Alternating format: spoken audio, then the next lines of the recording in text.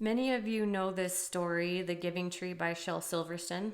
I wanted to kind of share it with you because there are a lot of valuable lessons in here. This story is about a boy and his tree. Once there was a tree, and she loved the little boy. And every day the boy would come, and he would gather her leaves and make them into crowns and play king of the forest. He would climb up her trunk and swing from her branches and eat her apples. And they would play hide and go seek. And when he was tired, he would sleep in her shade. And the boy loved the tree very much, and the tree was happy. But time went by, and the boy grew older, and the tree was often alone. Then one day the boy came to the tree, and the tree said, "Come, boy, come and climb up my trunk and swing from my branches and eat apples and play in my shade and be happy." "I'm too big to climb and play," said the boy. "I want to buy things and have fun. I want some money. Can you give me some money?" "I'm sorry," said the tree, "but I have no money. I have only leaves and apples. Take my apples, boy, and sell them in the city. Then you will have money and you will be happy."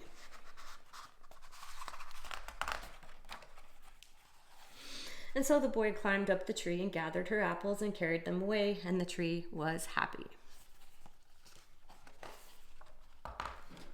But the boy stayed away for a long time, and the tree was sad. And then one day the boy came back, and the tree shook with joy, and she said, "Come, boy, climb up my trunk and swing from my branches and be happy." "I'm too busy to climb trees," said the boy. "I want a house to keep me warm," he said. "I want a wife, and I want children, and so I need a house. Can you give me a house?" "I have no house," said the tree. "The forest is my house, but you may cut off my branches and build a house. Then you would be happy." And so the boy cut off all her branches and carried them away to build his house.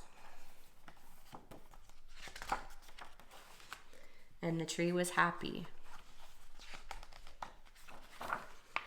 But the boy stayed away for a long time, and when he came back, the tree was so happy she could hardly speak. "Come, boy," she whispered, "come and play." "I am too old and sad to play," said the boy. "I want a boat that will take me far away from here. Can you give me a boat?" "Cut down my trunk and make a boat," said the tree. "Then you can sail away and be happy." And so the boy cut down her trunk and made a boat and sailed away. And the tree was happy, but not really. And after a long time, the boy came back again. "I'm sorry, boy," said the tree, "but I have nothing left to give you." "My apples are gone. My teeth are too weak for apples," said the boy.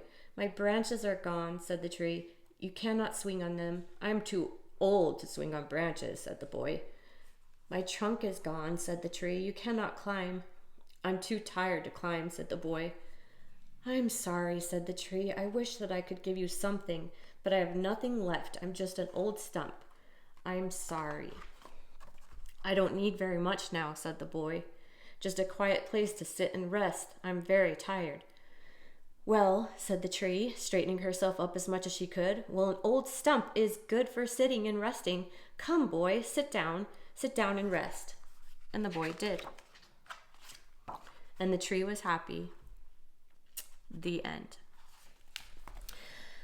The reason I wanted to share this with you is because when I was young, I thought this was just a book about kindness and giving and love, being Christ-like.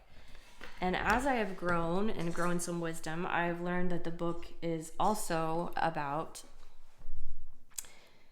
not having boundaries and self-martyrdom. And this is something that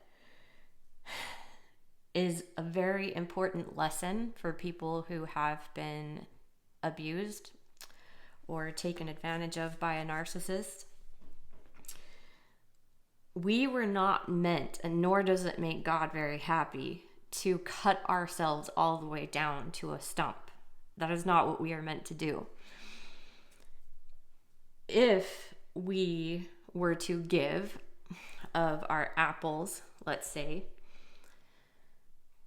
we need to be able to replenish the tree. If we were to cut down our branches, for example, we would have no more apples.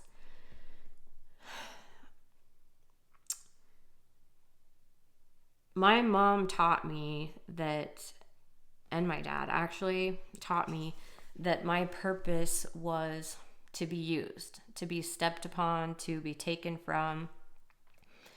And then as I went to church, I also learned about what it meant to be Christ-like, turn the other cheek, forgive and forget. But as I have grown and taken all sides of everything that I have learned, I know what real forgiveness is. Real forgiveness is not forgetting, but setting a boundary, setting a limit where that the love that you have for that other person can be safe. Like my love for my grandfather was to put him in jail. My love for my mother was to separate myself from her so that we didn't continue to have bad relationships, or so she couldn't hurt my children. God's the same way. He has boundaries, and he separates the children who choose not to be like him from him because they can't stand his light. They're too uncomfortable.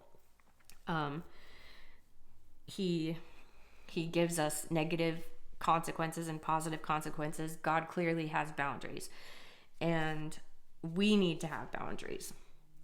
One of the hardest places to have boundaries sometimes is with our children.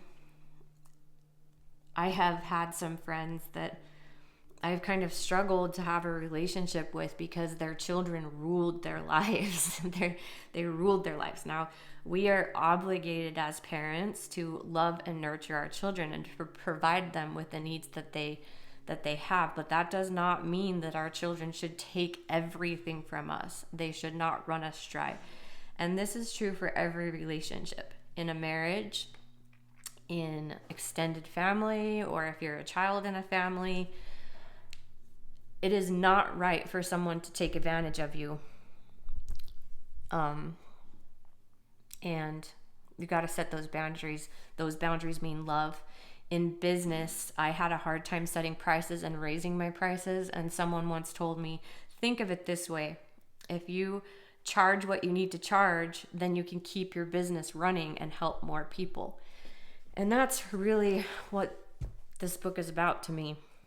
So I hope that makes sense.